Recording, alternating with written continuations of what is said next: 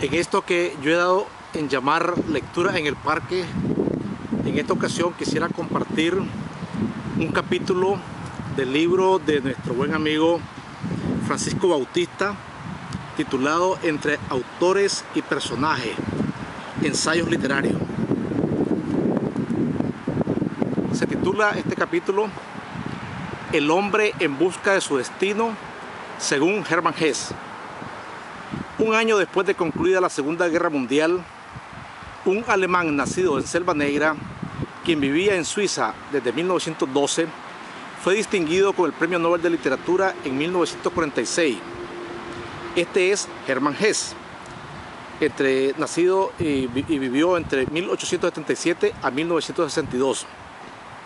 Tuvo el honroso decoro de los antifascistas de haber sido incluido en 1943 en la lista negra nazi. Considerado un hombre espiritual protestante, último representante del romanticismo alemán, quien refleja en su obra un trasfondo místico de raíces espirituales pietistas, es decir, que consideraba la piedad como principal fin de la religión, más que una doctrina, una actitud. Emprende a través de su obra literaria la búsqueda intensa del ideal humano, de su destino, en medio de las luchas y las contradicciones inseparables que se enfrentan en el alma interior de cada ser humano. Demián, 1919, es su obra más conocida, junto con El lobo estepario, 1927. La primera es la historia de un joven en busca de él mismo, y la segunda muestra la existencia en el hombre de dos fuerzas, una humana y la otra del lobo. El joven Emile Sinclair cuenta la historia de su juventud como una historia real y viva, con sabor a disparate y confusión. Desde que tenía 10 años, dice haber descubierto dos mundos que se confunden. Uno, la casa paterna, su familia, claro, limpio, de buenos propósitos, de línea recta, de deber y culpa. El otro, que comenzaba en la misma casa, con historias de aparecidos y rumores, oscuro, lo exterior de violencia, crimen y cosas terribles. Reconoce que de vez en cuando prefería vivir en el mundo prohibido. A los 13 años, con su grupo de amigos de escuela, conoce a Frank Kromer, hijo de un sastre borracho, cuya familia tenía mala fama. El muchacho era más grande y le tenían miedo. Daba órdenes y el grupo obedecía. Para ser aceptado, inventó que había robado por la noche en un huerto un saco de manzanas. Frank, a partir de eso, le dijo que conocía al dueño del huerto y que éste le ofrecía dinero por revelarle el nombre del ladrón de las manzanas, por lo que comenzó a chantajear a Sinclair pidiéndole dinero, siguiéndolo, golpeándolo, hostigándolo, hasta que el joven llegó a tener sueños desagradables y temores por su verdugo.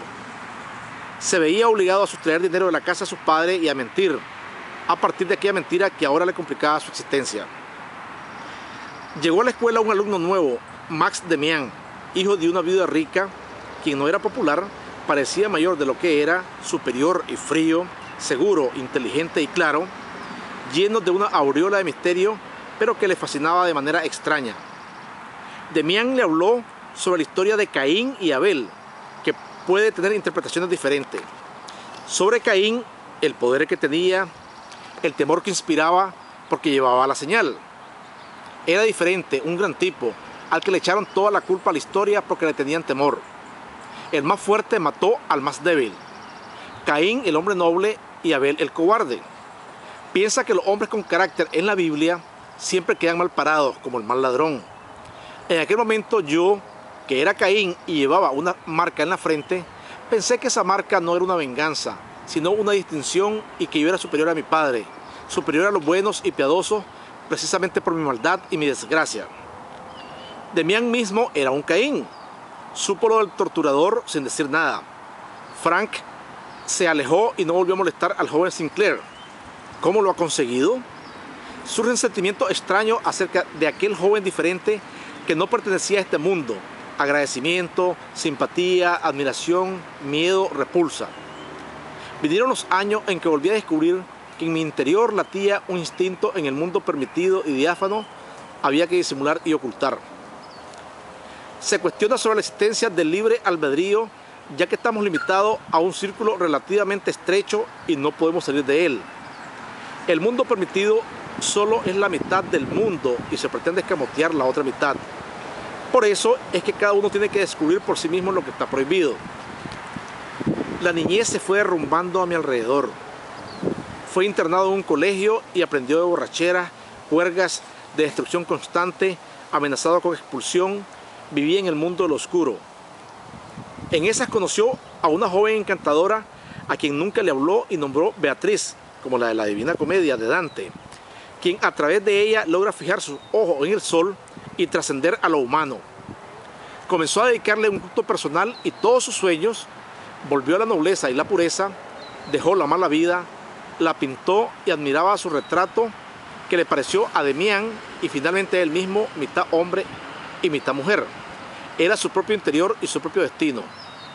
Y es bueno tener conciencia de que en nosotros hay algo que lo sabe todo. Pensaba que llevábamos en nuestra vida toda la trayectoria de la evolución de pez a hombre, de niño a adulto. Demián le decía de la existencia de un dios Abraxas, como aquel que tiene una función simbólica entre lo diabólico y lo divino, que implicaba la totalidad del mundo. Era ángel y demonio, hombre y mujer, humano y animal, bien supremo y hondo mal. Me recuerda la novela de Stevenson, El extraño caso del Dr. Jekyll y Mr. Hyde, donde el Dr. Jekyll había inventado una poción que tenía el fin de separar las dos partes que componen la doble naturaleza del hombre, el bien y el mal.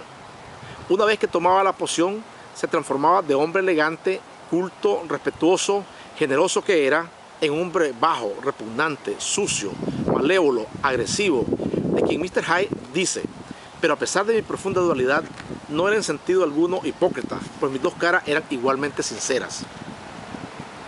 Como La locura depravada del Marqués de Sade en Francia, 1740-1814, o la atroz novela del escritor alemán Patrick Süskind, El perfume, 1985, recreada en París del siglo XVIII, donde Jean-Baptiste Grenouille es un hombre célebre, tenebroso, repulsivo, obsesivo y criminal despiadado, quien mediante un raro perfume logra subyugar a su voluntad a los que lo huelen. Los componentes de ese aroma los obtiene de los fluidos corporales de jóvenes vírgenes que asesina. O el mismo Fausto de Goethe, dos personas en uno, quien vendió su alma al diablo a cambio del secreto de la ciencia, el poder y los placeres. Frau Eva era la madre de Demián. A Sinclair le pareció una mujer guapa, diferente, igualmente extraña, quien llevaba el estigma de los marcados, escondido, pero que arde dentro de uno mismo. Éramos como una familia, era como el mar donde yo desembocaba. Comenzó a hablarse de una guerra monstruosa que comenzaba, aventuras y violencias. La guerra estalló. Demián partió al frente y poco después Emile.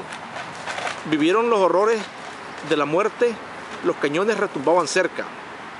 Despierta en un hospital bajo los dolores de la curación. Siente en sueños su presencia.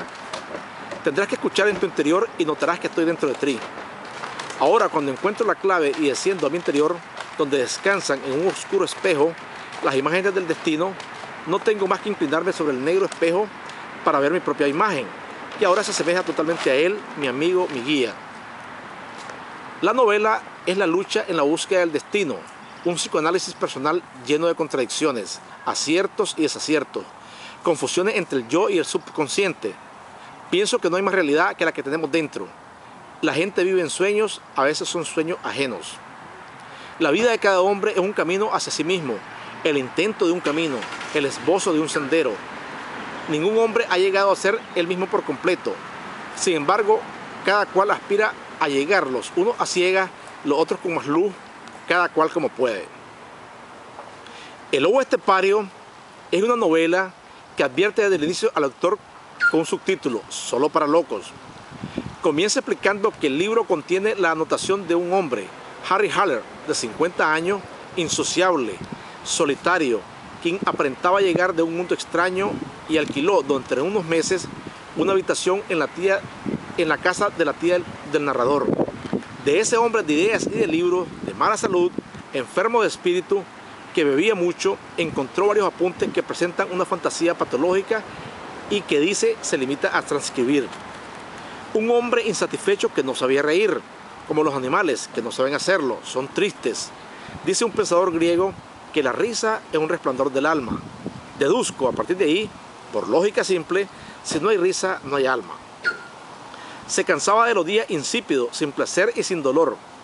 Se consideraba un lobo estepario, enemigo del mundo nocturno. Un lobo que vivía en las estepas, áridas, desoladas, de climas extremos y de escasa vegetación, la bestia de un mundo en decadencia. Solo encontraba regocijo en la música, magníficamente interpretada de divinos acordes de Mozart, Handel, Wolf, Bach, en otros. Lo que nunca pudo conseguir es estar satisfecho consigo mismo y de su vida. Había nacido con dos naturalezas, una humana y una de lobo, que corrían paralelamente, que vivían en odio mortal. Dentro de un mismo alma, en él existía lo divino y lo demoníaco. A veces quería repudiar al lobo que era y esconderlo. Se dio cuenta 3 años después que cuando cumpliera 50 debía suicidarse. Cuando era hombre, apreciaba la música, la lectura y el orden. Cuando era animal, odiaba todo, era indiferente, libertino. Se dio cuenta que no eran 2 seres, sino un manojo de yos.